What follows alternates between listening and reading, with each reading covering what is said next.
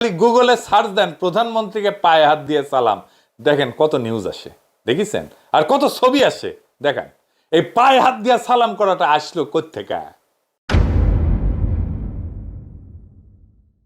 ব্যক্তিগতভাবে আমার কাছে মুরব্বীদের পায়ে হাত দিয়ে প্রণাম করাটা সহি, কারণ এটা হিন্দু কালচারে এটা আছে, এটা ফাইন, সুন্দর।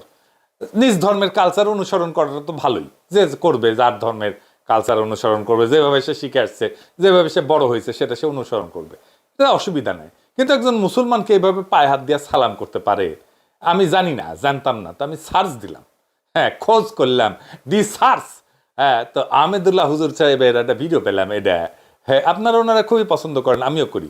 ওনার ধর্মীয় কাজ তো আছেই, পাশাপাশি উনি যে বিশাল সামাজিক কাজগুলা করেন অসাধারণ, সেইগুলা মুগ্ধ হওয়ার মতো। দেশে গেলে ওনার কাজগুলো দেখতে যাব, কোথাও যদি আমার কোনো সাহায্য লাগে, যদি আমি করতে পারি তাহলে কৃতজ্ঞ থাকবো। যাই হোক, তো উনার একটা ভিডিও আছে, আমরা সবাই মিলে দেখি উনি কি বলেন, হ্যাঁ, শুনেন।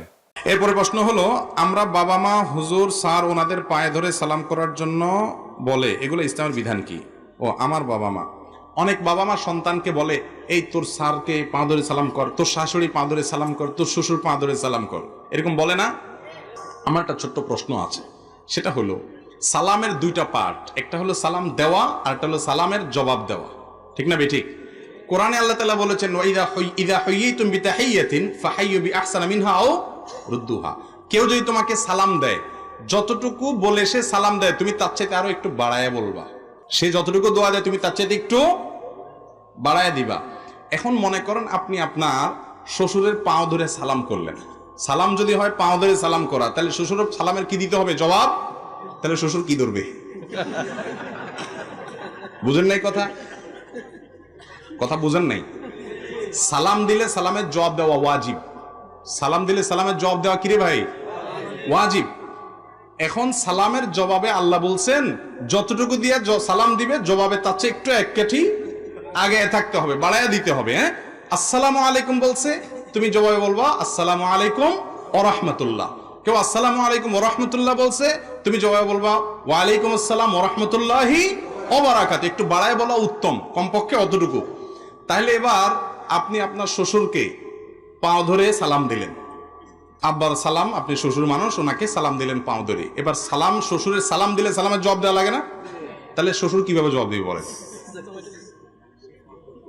আল্লাহ বলছেন, সালাম যতটুকু দিয়ে দাও ততটুকু দিয়ে ফেরত দাও, অথবা তার চেয়ে বাড়ায় দাও, না পারলে অতটুকু দাও। তাহলে শ্বশুর কমপক্ষে আপনার পাও ধরতে হবে, আর বাকি এর চাইতে আর নিচে নামবে কোথায়? পায়ের নিচে তার কিছু নাই, ঠিক না বে ঠিক? তাহলে বোঝা গেল এটা কোনো সালাম না। সালাম হবে মুখে ভাই, সালামের সাথে পায়ের কি সম্পর্ক? যদি পাও দিয়ে সালাম দেন, তাহলে জবাব দেওয়ার কোনো রাস্তা থাকবে না।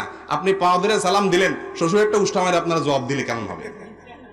যে বেটা, এটা কোনো সালাম হলো? আমার কথা বুঝেন না আপনারা? এই জন্য ভাই, সালামের সুন্নাহ সম্মত পদ্ধতি হলো মুখ দিয়ে সালাম দিতে হবে। কি দিয়ে সালাম দিতে হবে? কোরআন হাদিস আমাদেরকে সালাম শিখেছেন মুখ দিয়া। সালাম হলো শান্তির দোয়া, এখানে পাও ধরার সাথে কোনো সম্পর্ক নাই। কিন্তু এগুলো না করলে মুসিবত হলো, যেসব শ্বশুর শাশুড়ি বুঝে না, বলবে যে কি বেয়াদব, হ্যাঁ, পাঁচই সালাম করে নাই। এটাকে রিকভার করার জন্য কি করবেন?